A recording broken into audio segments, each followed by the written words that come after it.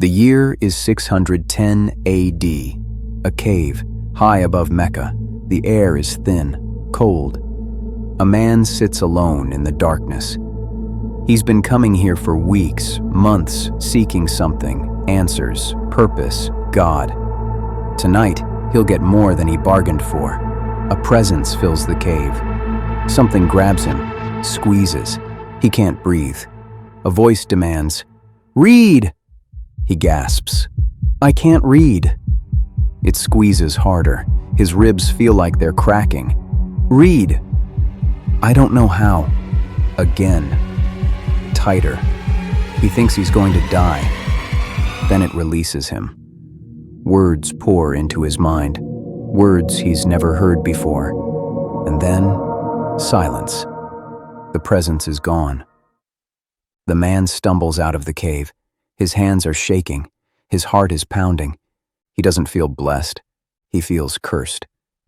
He runs home to his wife, trembling, and says 2 words, "Cover me."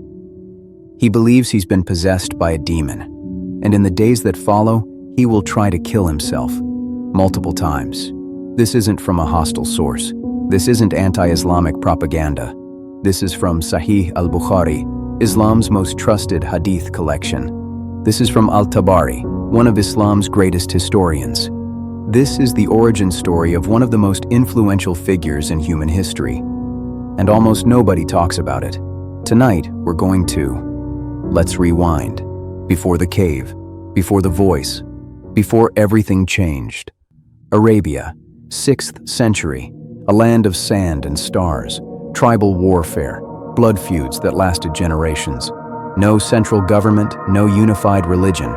The Kaaba in Mecca housed over 360 idols, one for every day of the lunar year. Pilgrims came from across the peninsula. They circled the black stone. They paid tribute to gods made of wood and stone. This was the world Muhammad was born into, around 570 AD. The exact date is uncertain. His father died before he was born. His mother died when he was 6, orphaned, passed between relatives, raised by an uncle. But even as a child, strange things happened around him. Ibn Ishaq, the earliest biographer of Muhammad, records an incident from his childhood. Muhammad was being nursed by a Bedouin woman named Halima. One day, 2 men in white appeared. They laid the boy down, split open his chest, removed something, a black clot, from his heart, washed his heart with snow, then put him back together. The other children ran screaming to Halima. "Muhammad has been killed." But when she arrived, the boy was standing, pale, shaken, but alive. Halima was terrified. She returned Muhammad to his mother immediately. When asked why, she admitted her fear. Ibn Ishaq records her words, "I feared a demon had possessed him." Remember that phrase, it's going to come up again. 40 years pass. Muhammad is now a merchant, married to a wealthy widow named Khadija, respected in his community. But something gnaws at him. The idol worship, the tribal violence, the emptiness of it all. He starts retreating to a cave called Hira, high in the mountains above Mecca. He fasts, meditates, searches, and then comes that night. The night in the cave. We already know what happened. The squeezing, the voice, the terror. But what happened next is what most people never hear. Al-Tabari records Muhammad's thoughts after the encounter. "Woe is me, poet or possessed. I will go to the top of the mountain and throw myself down that I may kill myself and gain rest." Read that again. The founder of Islam, immediately after his first revelation, believed he might be demon-possessed, and he tried to commit suicide. Sahih al-Bukhari confirms this. It says Muhammad went to throw himself off a cliff, but the being appeared again and stopped him. This happened multiple times. Every time the revelations stopped for a while, Muhammad would return to the cliff's edge. Every time, the being would appear and say, "You are the prophet of God." Now pause. Think about every prophet in the Bible. Moses at the burning bush, terrified but not suicidal. Isaiah in the temple, overwhelmed but not convinced he was possessed. Mary visited by Gabriel, troubled, but the angel's first words were, "Do not be afraid." In biblical encounters with the divine, there's fear, reverence, awe, but there's also peace, clarity, assurance. Muhammad's experience was different. Terror, confusion, suicidal despair, a genuine belief that he might be in the grip of something evil. Why? Khadija tries to comfort him. She takes him to her cousin, Waraka ibn Nawfal, an old man, a Christian, someone who knows the scriptures. Muhammad tells him everything: the cave, the being, the squeezing, the words. Waraka listens. Then he speaks. This is the same angel that came to Moses. Muhammad feels a flicker of hope, but Waraka's next words are darker. Your people will reject you. They will drive you out. They will fight you. Muhammad is stunned. Will they really drive me out? Waraka nods. No man has ever brought what you are bringing without being treated with hostility. Then Waraka says something else, something that gets lost in most retellings. I wish I could be alive when your people turn you out. I would support you strongly. But Waraka dies shortly after, and Muhammad is alone again. The revelations stop. For weeks, maybe months, the sources aren't clear. Muhammad waits, prays, begs for another sign. Nothing. The silence is unbearable. He begins to doubt. Was it real? Was it a dream? Was it a demon after all? And that's when he returns to the cliff. Al-Tabari records it. The prophet became so sad that he intended several times to throw himself from the tops of high mountains. Every time he went up to the top of a mountain to throw himself down, Gabriel would appear and say, "O Muhammad, you are indeed Allah's apostle in truth." Whereupon his heart would become quiet and he would calm down. Picture that. A man standing at the edge of a cliff, wind howling, the drop below him, certain death. He's ready to jump. And then a voice. You are the prophet of God. He steps back, relieved, terrified, confused. But the doubt returns, and he goes back to the cliff, again and again.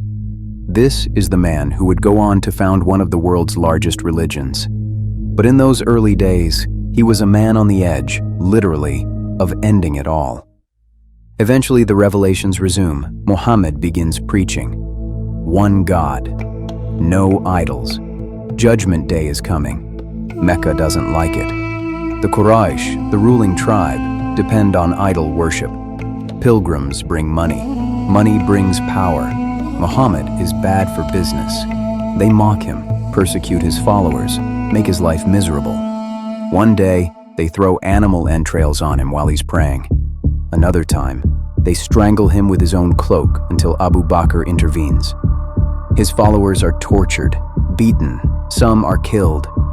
For years he struggles, a handful of converts, constant opposition, and then something happens.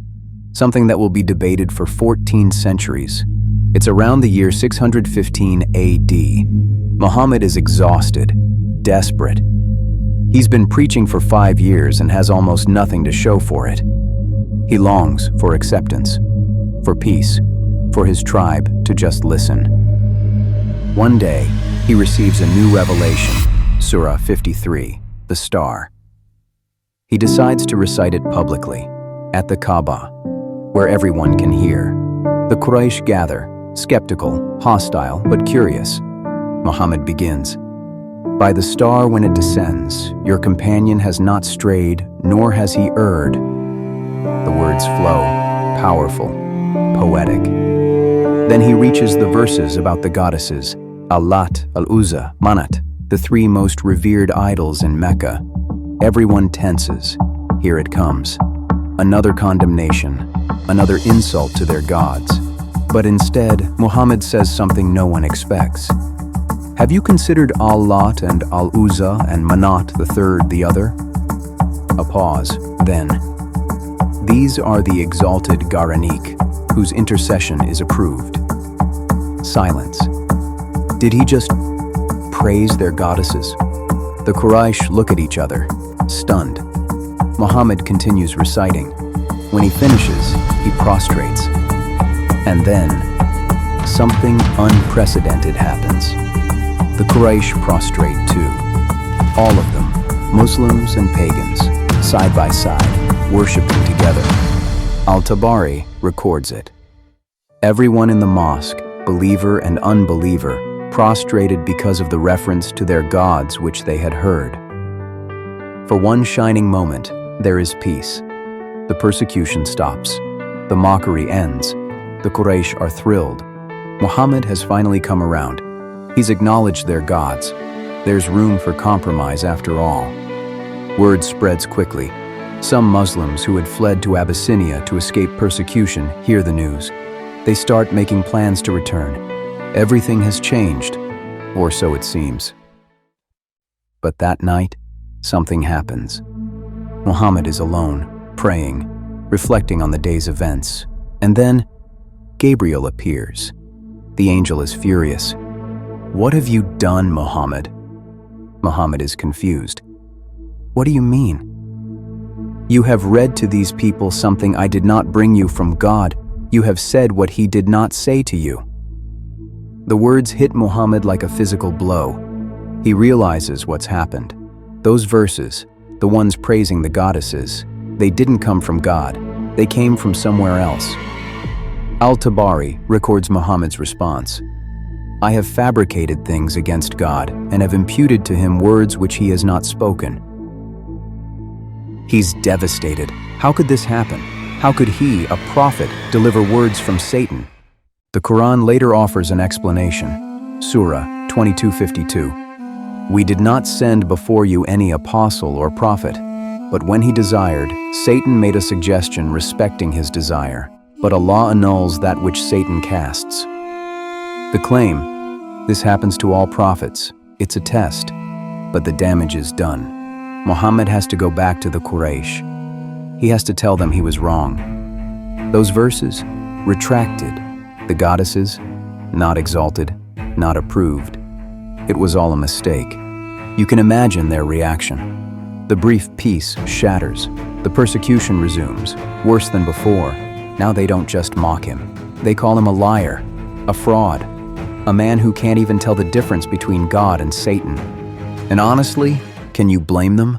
Picture this. Jerusalem, around 1400 BC. Moses stands before the people of Israel. They've just escaped Egypt, witnessed miracles, received the 10 Commandments. But Moses knows something. After he's gone, false prophets will come. Men claiming to speak for God, leading people astray. So he gives them a test, a way to know the difference between truth and deception. He gathers the people. The sun beats down. The desert stretches endlessly behind them. And Moses speaks. "A prophet who presumes to speak in my name anything I have not commanded him to say, or a prophet who speaks in the name of other gods, that prophet must be put to death." The crowd is silent, listening. Moses continues. "You may say to yourselves, how can we know when a message has not been spoken by the Lord? If what a prophet proclaims does not take place or come true, that is a message the Lord has not spoken." 2 criteria. Simple, clear, unmistakable. 1. Don't deliver messages God didn't give you. 2. Don't speak in the name of false gods. This becomes the standard. For centuries. For millennia. No exceptions. Fast forward. 2,000 years later. Islamic scholars are studying the Torah, looking for prophecies about Muhammad. And they find something. Deuteronomy 18:18-19. "I will raise up for them a prophet like you from among their fellow Israelites, and I will put my words in his mouth. He will tell them everything I command him." They claim this is about Muhammad, the prophet like Moses, the one who would come with a new revelation. Muslim apologists point to this passage constantly. It's one of their strongest arguments. See, even the Bible predicts Muhammad. But here's the problem. If you accept verses 18 and 19 as divine revelation, if you claim they're about Muhammad, you can't ignore verse 20. Same chapter, same passage, same standard. The test Moses gave applies to Muhammad too. Now, think back to what we've already covered. The satanic verses incident. Muhammad's own admission, I have fabricated things against God. Apply Moses's test. Criterion 1. Don't deliver messages God didn't give you. Check. Criterion 2. Don't speak in the name of false gods. Check. Both criteria. One incident. By the very standard Muslims use to prove Muhammad's prophethood, he fails. The Quran tries to explain it away. Surah 22:52 claims Satan interferes with all prophets, that it's normal, a test. But does that hold up? Let's check the biblical record. Picture the prophets of the Bible, Isaiah in the temple, seeing the Lord on his throne, seraphim calling out, "Holy, holy, holy." Isaiah is overwhelmed. Woe is me, I am ruined, for I am a man of unclean lips. But does he deliver a message from Satan? Does he have to retract a prophecy? No. Jeremiah, called as a young man, reluctant, afraid. I do not know how to speak, I am too young. But God reassures him, puts words in his mouth. Does Jeremiah ever say, "Oops, that last oracle was from the devil"? No. Ezekiel, given visions so strange, so vivid, they're almost incomprehensible. Wheels within wheels, living creatures, the glory of God. Does he ever admit, I fabricated things against God? No. Daniel, interpreting dreams, receiving visions of empires rising and falling. Does Satan slip false prophecies into his mouth? No. Not once. Not in any biblical prophet. And there's a deeper problem. If Satan can insert words into divine revelation, if even the prophet himself can't tell the difference, how can anyone trust any of it? Think about it. You're a Muslim in Mecca. You've just heard Muhammad recite what you believe is God's word. You prostrated. You believed. You thought this was divine. Then later Muhammad says, actually that part? That was Satan. My mistake. How do you feel? Confused, betrayed, uncertain? How do you know the rest of the Quran isn't also from Satan? How do you know which verses are divine and which are demonic? The Quran doesn't answer that question. It just says, trust us, we fixed it. But the doubt remains, because once you admit that Satan can mimic divine revelation so perfectly that even the prophet can't tell the difference, you've opened a door you can never close. Moses knew this. That's why he gave the test. That's why the standard is so strict. Because if a prophet can't be trusted, if his words might be from God or might be from Satan, then he's not a prophet at all. He's just a man, guessing, hoping, trying his best, but not speaking for God. And by that standard, the standard Muslims themselves point to, Muhammad doesn't pass. The test was given 2,000 years before he was born, and he failed it. Let's move forward in time. Muhammad is now in Medina. He's gained followers, built an army, Islam is growing, and he's making predictions. One of the most famous is in Surah 30. It's about a war between two superpowers, the Byzantine Romans and the Persian Empire. The Persians have just crushed the Byzantines. They've captured Jerusalem, taken the true cross, humiliated Christendom. The pagan Quraysh are thrilled. They see it as proof that their gods are stronger than the Christian God. But Muhammad receives a revelation. Surah 32-4. The Roman Empire has been defeated in a land close by. But they, even after this defeat of theirs, will soon be victorious, within a few years. The Arabic phrase is bidan. It means 3 to 9 years. Muhammad is confident. He even makes a bet with the pagans about it. Abu Bakr wagers that the Romans will win within 3 years. But 3 years pass. Nothing. 6 years pass. Still nothing. 9 years pass. The deadline is up, and the Romans still haven't won. The pagans are mocking. Abu Bakr is embarrassed. Muhammad quietly extends the timeline. Actually, a few years could mean up to 9 years. But even that's not enough. The Byzantine counteroffensive doesn't begin until 622 AD, 7 years after the prophecy. The victory isn't complete until 628 AD. That's 13 to 14 years. Some historians, like W.M. Watt, place the final victory even later, 630 AD, 15 to 16 years, not a few years. Now, to be fair, the Romans did eventually win, so you could argue the prophecy was technically correct, but the timing was off, way off, and timing matters. If I predict the sun will rise tomorrow, I'm right. But if I say it'll rise at 3 p.m., I'm wrong. Precision matters when you're claiming divine revelation. There's another prophecy. This one's even more problematic. It's in the Hadith collection, Sunan Abu Dawud. Muhammad is talking about the end times, the signs of the apocalypse. He says, "The flourishing state of Jerusalem will be when Yathrib is in ruins. The ruined state of Yathrib will be when the Great War comes. The outbreak of the Great War will be at the conquest of Constantinople, and the conquest of Constantinople when the Dajjal comes forth." The Dajjal, the Islamic Antichrist. According to this prophecy, the Dajjal should appear shortly after Muslims conquer Constantinople. Constantinople falls to the Ottoman Empire in 1453. That was 572 years ago. Still no Dajjal. Now, you could argue that shortly after is relative, that in cosmic terms, 572 years is nothing. But that's not how prophecy works. When Jesus predicted the destruction of the temple, it happened within a generation, exactly as he said. When Daniel predicted the coming of the Messiah, the timeline was precise. True prophecy is specific, verifiable, accurate. This one, not so much. Let's talk about where the Quran's stories came from, because this is where things get really interesting. Medina, the year 630 AD. A caravan appears on the horizon. 60 men, Christians from Najran, a city far to the south. They've traveled for days, through desert heat, past rocky valleys, sleeping under stars. They're here to meet Muhammad, not to convert, to challenge. The meeting takes place in the mosque. Muhammad sits with his companions.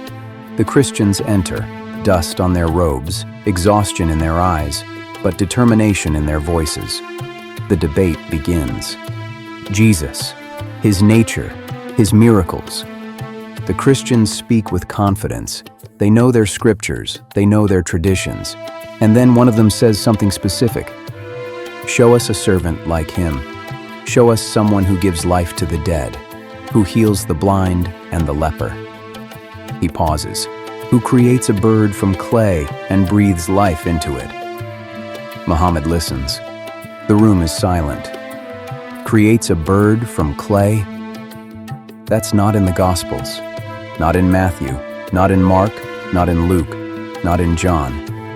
But these Christians know the story, they believe it. It comes from a book, the Infancy Gospel of Thomas, a 2nd century text filled with childhood tales of Jesus. The early church rejected it, called it fabricated, non-canonical. But in certain regions, especially among Eastern Christians, it was popular. And the delegation from Najran? They know it well. Muhammad says nothing in the moment, but weeks later, maybe months, a revelation comes. Surah 349. I come to you with a sign from your Lord. I fashion for you out of clay the likeness of a bird, and I breathe into it, and it becomes a bird by Allah's leave. The same story, almost word for word. The Christians mentioned it during the debate, and now it's in the Quran. The Quraysh, Muhammad's own tribe, notice patterns like this. They watch him, they listen, and they accuse him. Surah 25, 4-5 records their words. This is nothing but a lie which he has invented, and other people have helped him with it. Fables of the ancients which he has caused to be written down, so that they might be read out to him morning and evening. It's a serious charge. You're not receiving revelation, you're repeating what you've heard. And the Quran's response, it doesn't provide evidence. It doesn't refute the claim with facts. It just denies it. He who knows all the mysteries of the heavens and the earth has bestowed this upon me. Trust me, it's from God, but the sources can be traced.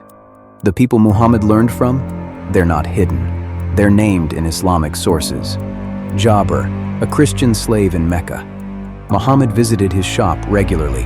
Waraka ibn Nawfal, Khadija's cousin, a Christian scholar who had translated parts of the New Testament.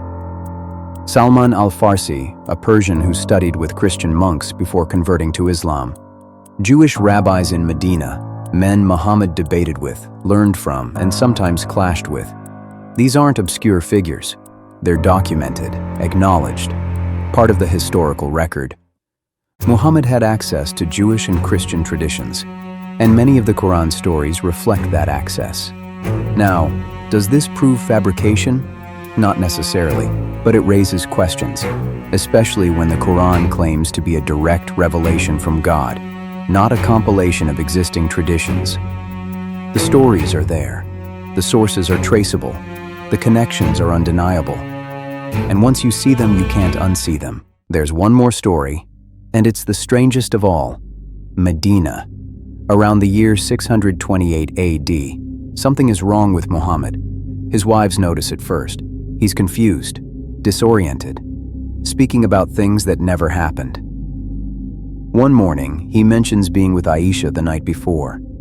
She looks at him, puzzled. "But you weren't with me last night." Muhammad insists he was. He remembers it clearly, but Aisha shakes her head. "You were in Hafsa's quarters." He pauses. Was he? The memories blur together. What's real? What isn't? Days pass. The confusion grows worse. He tells Hafsa about a conversation they had. She has no memory of it. He mentions going somewhere. His companions say he never left. Reality is slipping. His wives whisper among themselves. What's happening to him? I don't know. He seems lost. Has he been seeing things? They're worried, scared even. This isn't just forgetfulness. This is something deeper, something wrong. The Hadith, Sahih al-Bukhari, Volume 7, number 660, describes what was happening. Muhammad was bewitched. A Jewish man named Labid ibn al-Asam had cast a spell on him. The spell was so powerful that Muhammad's mind couldn't distinguish between reality and illusion. He believed he was doing things he wasn't actually doing. The Hadith is explicit. He thought he had been intimate with his wives when he hadn't. His perception of reality completely distorted. Weeks pass, maybe months. Some sources say this went on for up to a year. Think about that. A full year. The Prophet of Islam, the man receiving revelations from God, unable to trust his own mind, confused, disoriented, living in a fog. Then one night, a dream. Muhammad sees two figures. They speak to him. They tell him what's been done, where the spell is hidden. A well, they say. Look in the well of Darwan. He wakes. The dream felt real, more real than anything has in weeks. He calls for Ali, his cousin, his trusted companion. Go to the well of Darwan. There's something there, hidden beneath the water. Ali doesn't question. He goes. The well is dark, deep. The water still. Ali lowers himself down, reaches into the murky depths. His hand touches something. He pulls it up. A comb, hair still tangled in its teeth and wrapped around it. A cord, 11 knots, tight, deliberate, methodical. This is it, the spell. Ali brings it back to Muhammad. The Prophet looks at it. His jaw tightens. Untie them, he says. Ali begins. The first knot. Muhammad exhales. A weight lifts, just slightly. The second knot. His breathing steadies. The third. Clarity returns. Like fog burning off in morning light. One by one, the knots come undone. Each one brings relief, strength, focus. By the time Ali unties the 11th knot, Muhammad feels like himself again. The spell is broken, but the question remains. If Muhammad could be bewitched, if his perception of reality could be so thoroughly distorted, how can anyone trust his revelations? During that year, did he receive any visions? Any words from God? How do you know which experiences were real and which were the result of spiritual attack? The Quran doesn't address this. It doesn't explain. It doesn't clarify. It just moves on. But the doubt lingers. Because if the Prophet himself couldn't tell the difference between reality and illusion, if he was living in a fog for months, maybe a year, unable to trust his own mind, then how can anyone else trust what he said? This isn't from a hostile source. This is Sahih al-Bukhari, Islam's most trusted hadith collection. The story is right there, and it raises a question no one wants to answer. So what do we make of all this? Let's consider the possibilities. Theory 1. Muhammad was exactly who he claimed to be, a prophet of God. If so, we have to accept that true prophets can be deceived by Satan, that divine revelation can be corrupted, that even God's messengers can't tell the difference between heaven and hell. That's a theological problem. Theory 2. Muhammad was sincere but mistaken. He genuinely believed he was receiving divine revelation, but the source was something else. His own subconscious, psychological episodes, or something darker. The symptoms are interesting. The physical sensations during revelation, sweating, trembling, feeling crushed, the initial terror and belief in demonic possession, the suicidal episodes, the ongoing accusations from contemporaries that he was possessed or influenced by jinn. Even the Quran addresses these accusations. Surah 81:22. Your companion is not mad. Surah 69:41. It is not the word of a poet, nor the word of a soothsayer. Why include these denials unless the accusations were persistent and widespread? Theory 3. Muhammad was a deliberate fabricator. He invented the revelations for power, wealth, or influence. The Satanic Verses incident could be seen as a failed political maneuver, an attempt to reconcile with the Quraysh that backfired. When it didn't work long-term, he retracted it and blamed Satan. Theory 4. Something else entirely. Something we can't fully explain or understand. The truth is, we're examining events from 1,400 years ago. The sources are limited. The accounts sometimes conflict. But the sources we do have, the earliest, most trusted Islamic sources, paint a picture that's very different from the sanitized version most people hear. And that picture raises questions. Hard questions. Questions worth asking. The man who stumbled out of that cave in 610 AD went on to change the world. He built an empire, conquered cities, established a religion that would spread across continents.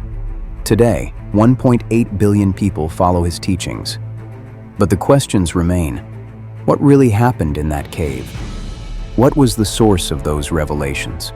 Why did he believe, at least initially, that he was possessed? Why did he try to kill himself? Why did he speak words he later admitted didn't come from God? Why were his prophecies sometimes wrong? Why do so many Quranic stories trace back to earlier, non-biblical sources? Why was he bewitched? And if he was, how can we trust anything he said during that time? These aren't attacks, they're questions, and they deserve answers. I'm not here to tell you what to believe. I'm here to present evidence from Islamic sources, from historical records, from the Quran itself. The truth can handle scrutiny. If something is true, it will stand up to examination. If it's not, well, that's worth knowing too. The Bible presents a different picture. It speaks of a God who doesn't confuse his messengers, a God whose prophets don't mistake his voice for Satan's, a God who sent his own son, not just a prophet, but himself in human form, to bridge the gap between humanity and the divine. Jesus never doubted his identity. He never feared he was possessed. He never spoke words. He had to retract. He said, "I am the way, the truth, and the life. No one comes to the Father except through me." And he proved it, not with questionable prophecies or borrowed stories, but with his life, his death, his resurrection, witnessed by hundreds, recorded by multiple sources, verified by history. You will know the truth, and the truth will set you free. John 8:32. If this made you think, leave a comment. If you disagree, I want to hear why. If you're searching for truth, keep searching. It's the most important journey you'll ever take. Thanks for watching.